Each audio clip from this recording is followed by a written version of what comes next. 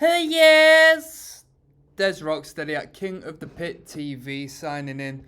We just listened to KSE, not KSI, alright, KSE. That's Killswitch Engage. We listened to their debut LP, put out in 2000. First and foremost, it did my head in because I started the reaction on the first song of the self-titled record that was put out in like 2009. There should only be one self-titled, shouldn't there, really? And it should be a special one. I think the self-titled record has always got to be a classic. Weezer did the same thing, didn't they? So people just refer it as the colour of the album as opposed to, the official title. But here we are, Killswitch Engage. We had 9 numbers on this. I believe it was remastered, as always. We had bonus tracks which were demos. We didn't listen to the demos. I didn't want to re-listen to songs I've heard, comment on them again, but as a demo variation, pointless. And we actually had 1999 demos, which were songs we'd actually heard again, so no point. The 9 tunes were good. As far as a debut LP, it was well produced, well recorded. The band was tight.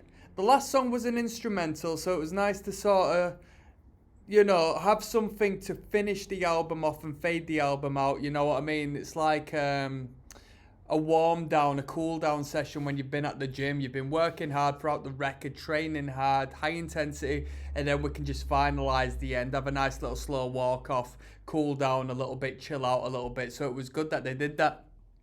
Riffs were good. As I referenced through my listen through, because we've done a full album listen on this channel, if you've happened to come across this video without noticing that. This style of metalcore isn't necessarily my favourite. I do like mosh, heavy, hardcore metalcore, the vegan shit and the straight edge stuff and the ignorant Slayer worship stuff. I do like that a lot more. But it was a good record. There was some good heavy bits. It's just the mosh sections aren't mosh. They're not written for me. They're not written for people like me, by people like me. That's for definite.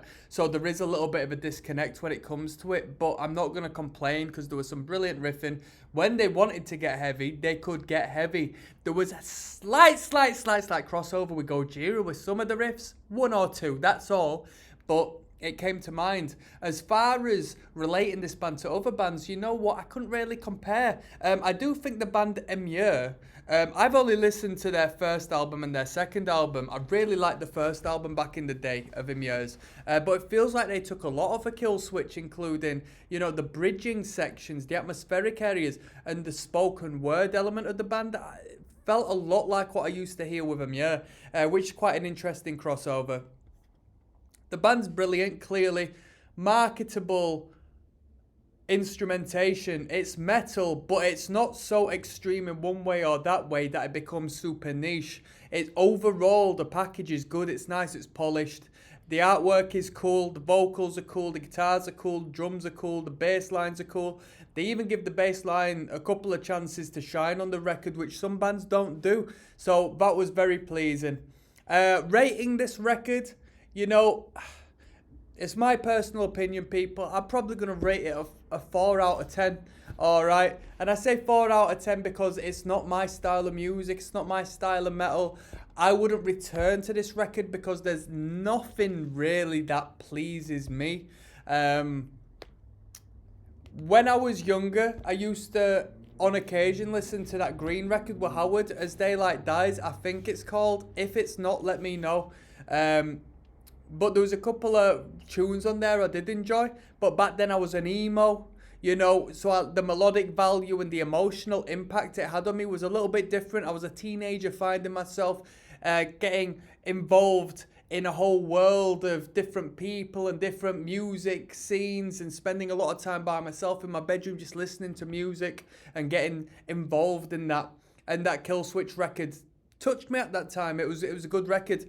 This, I don't know if it's a Howard thing or I don't know if it's a band thing, but I feel like overall there is a disconnect with my personal taste, but I can definitely understand how the band can appeal to the masses. Someone was arguing in the comments in regards to this being better than Metallica.